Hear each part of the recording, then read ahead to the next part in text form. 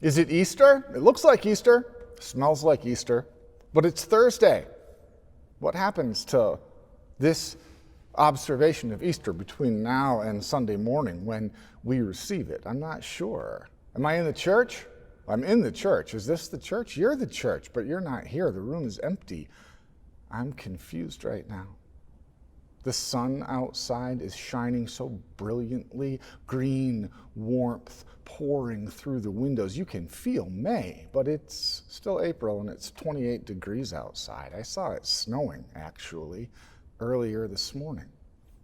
I'm confused. You can see the end of the pandemic, right? You can see it. But here in Chicago, COVID numbers just took a quantum leap. We're living right now in this in-between, already not yet. Breathe a sigh of relief, but hold your horses. Feel excited, but not too excited. Get the vaccine, but keep wearing a mask. End of days in between. It is totally confusing. We're stuck in a whole year of Holy Saturdays, one after the next, caught between the diagnosis and the cure. No wonder we're confused. Who will we be after this Easter? Cleopas and his unnamed friends are living in an equally bewildering in-between. Those two are caught between what they understand has happened, what they understand and know, and what Jesus has actually accomplished. They're caught between the cold fact of death. Jesus died. And the ecstatic truth of Easter, something they've heard thus far really only as a hint. He is risen. It's confusing. They understand that Jesus died 3 days ago on Friday. What they don't know is that he rose this morning to conquer death forever. He is risen. And so they grieve. Of course they grieve. Their friend is dead. As they walk home together, they share this grief. They don't try and bury it. They talk about the ache of God's absence, this longing for the presence of Christ in their lives that they had, but now he's gone. They talk about the ache of absence until eventually the ache becomes indistinguishable from faith. It takes on the shape of faith. They're confused. Jesus died. Who doesn't? The facts guarantee the fact of death. But what about the story Mary told after visiting his grave just earlier today? And what about the fact that Peter ran to the tomb and he also said the same thing? The body wasn't there. He is risen. They're confused. And that's not the worst thing, to be confused. Faith quickly becomes indifference when faith is defined as absolute conviction, right? Faith slips very quickly into atheism. It even promotes atheism when faith is defined as absolute, rock-solid, certain insurance. Swallow the dogma and don't ask any questions. That's not faith, though. Real faith, honest Christian faith, often looks like bewildered longing, like confusion, like the conversation those two were having on the road to Emmaus. He is risen, he is dead. What is going on? Caught in an in-between. Thank God for their confusion. Thank God for faith that knows itself and knows it isn't rock-solid certainty. Because the only certainty available to Cleopas and his friend at this point in the story is the certain fact of death. If they weren't confused, they'd be certain that mortality is the most far-reaching, determinative, irrefutable, unavoidable, all-determining thing they will ever encounter, you or I will ever encounter, Jesus Christ ever encountered. And that makes it God, which means that God is negation, punishment, cessation, nothingness. All of which to say is if Cleopas and his friend were certain, they'd be certain that Jesus was dead, and then they would be certain that death won, which is to say God doesn't exist. That's certainty. They keep walking. they keep talking. They let themselves feel confused. They let the collision of he is risen and their own confusion resonate. And the collision of he is risen and their own confusion cracks something open. It creates a space that was not there before. This space between what they know and what Jesus has accomplished. It's a new space. It didn't exist before their confusion and he is risen came together. Suddenly, a third person steps into it with them. Who will you be after Easter? You've been taught your whole life long to live as if the entirety of reality were confined to a combination of your own feelings and what our limited, blinkered science can tell you. I know this because I've been taught the exact same way, but I've discovered something. Well, I've read it, felt it, talked about it. And the something is this. The facts can only tell us what we've told them to look for.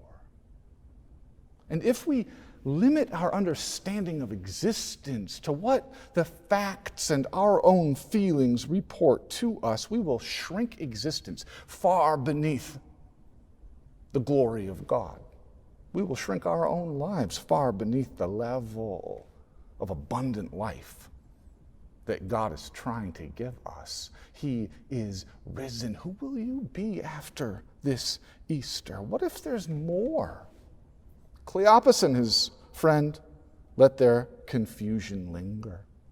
And as it lingers, their confusion turns to wonder. Wonder is confusion's cousin. Wonder is just a half step away from wander. And they begin to wander in this space, the space between cold fact and ecstatic truth, this new space.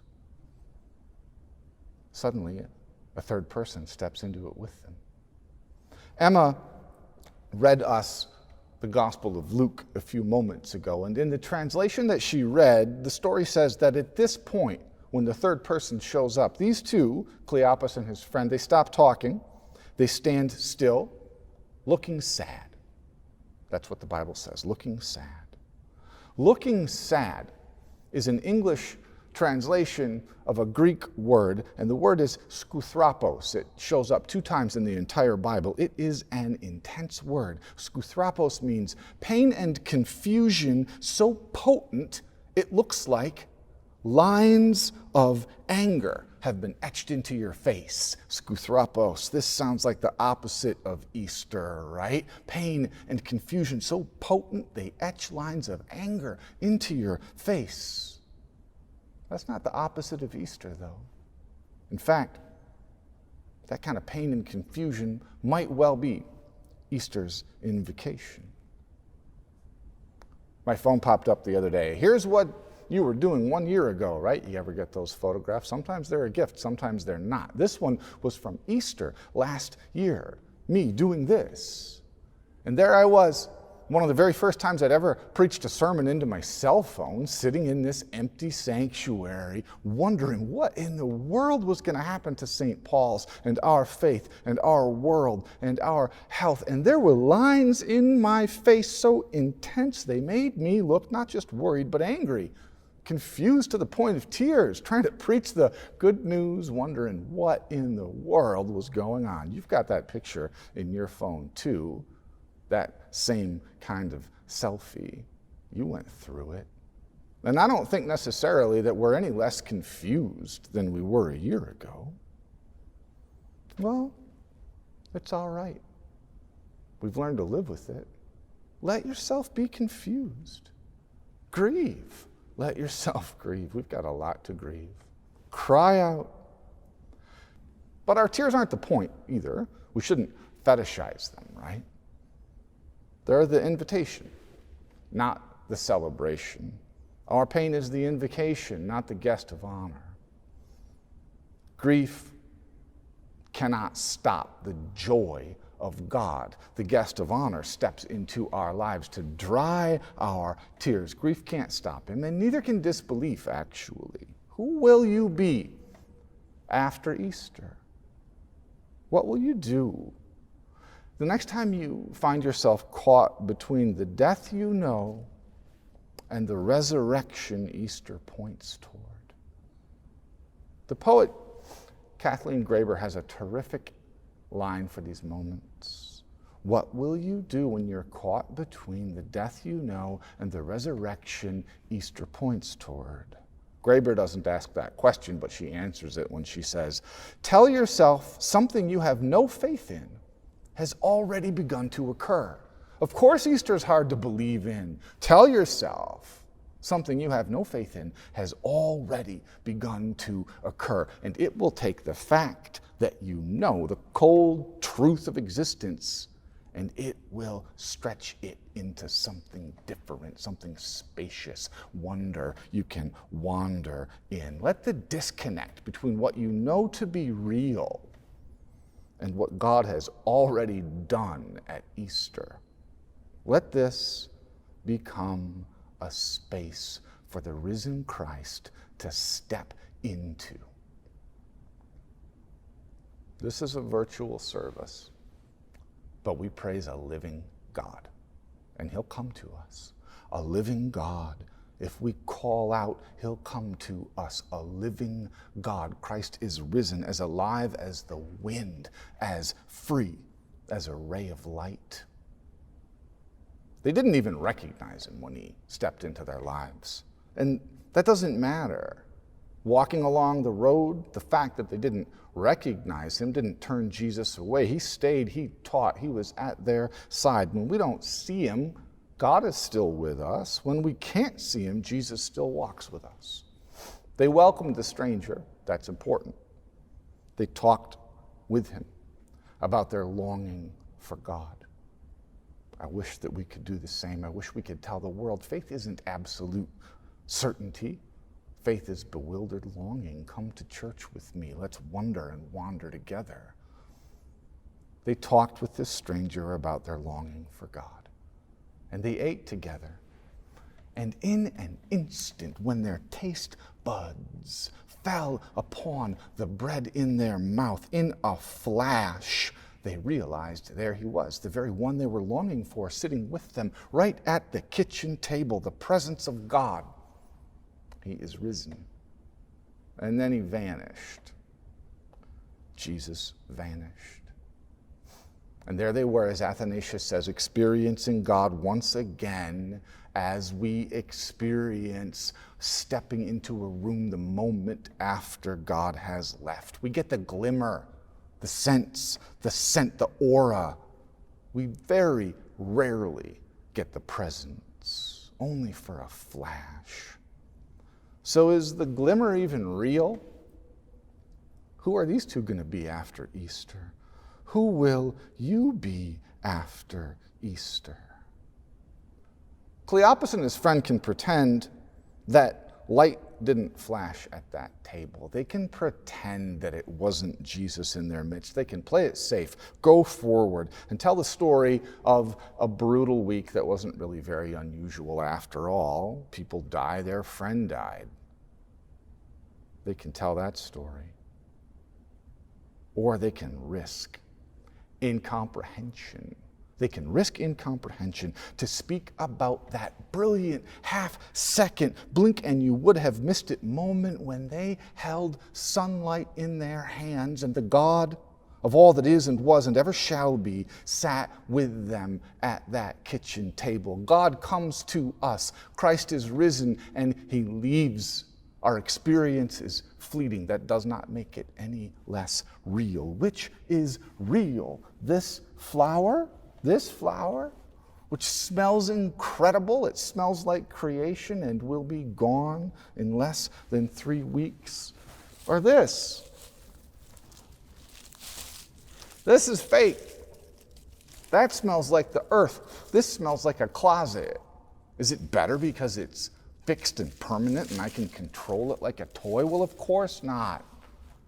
God comes and goes. It's a part of her wonder and her beauty. It's easier to think that your faith is defined by doubt than it is to discuss the one split second in this morning's Easter service, or perhaps an entire year's worth of worship services, where you realized absolutely God is real. That's the road that Cleopas and his friends walked back down, as they raced the 7 miles from their home all the way back to Jerusalem to celebrate the resurrection with their friends and to say, just for a brilliant instant, we saw him. Christ is risen. They became the church that Easter. Who will we be after Easter? What kind of church are we going to be after Easter? This room used to be full of children. I remember it, I'm sure you do, and on Communion Sundays, they would line up down the aisle in a sort of wriggling, impatient reverence, waiting to be fed at the communion table. And I worry about them. If you're a child of St. Paul's, I worry about you. I worry about what you're taking in right now. Without the church, we get the values of a culture that tells us and tells you, if you're young, you are what you achieve. And if your achievements are insignificant, then so are you. Well, who judges what's significant or not, and who allows one to achieve or not? Those questions don't ever really get asked. You're just valued by what you accomplish and what you do. And it is so easy for the rest of us to be complicit with that message, to mouth our acquiescence with our silence as we repeat the world's story. It's very easy.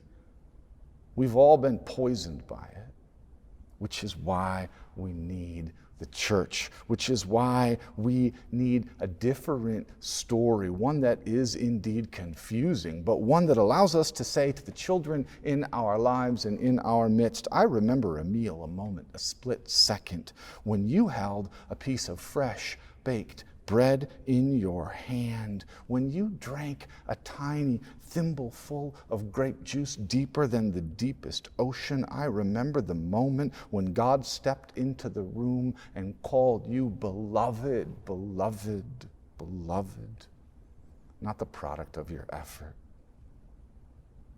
Children, Christ is risen. Which story will we tell after Easter? We don't have to understand the story we tell. You certainly don't have to understand Easter in order to proclaim it. Trust me. You don't have to talk about resurrection with your friends over a beer. Aviva Zornberg says, God's revelation is travestied by easy utterance. We speak of it too easily, and we fumble and destroy it. We make it something that it never wanted to be with our insistence on certainty. You don't have to understand it. John Berryman takes Zornberg and he, in a way, one-ups her when he says, I do not understand, but I believe. Jonquils respond with wit to the teasing breeze. I'm still confused. I don't even know what a jonquil is. I had to look it up on Wikipedia. It's a daffodil. A daffodil. Well, a daffodil isn't witty, right? It's a plant, it's a flower, it's pretty, but it doesn't have a sense of humor.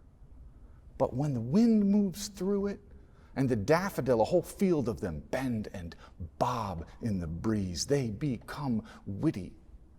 And when we have faith, when we believe, even though we don't understand, we are moved. We become the human version of a humorous flower. We become something more than we could ever be on our own, stuck with just the facts and our feelings. Christ is risen. Let him move you. Let him move you as he moved the feet of those two running back to Jerusalem to celebrate that first Easter with their friends. Let him move you as the breeze moves through a field of flowers. Alleluia. He is risen.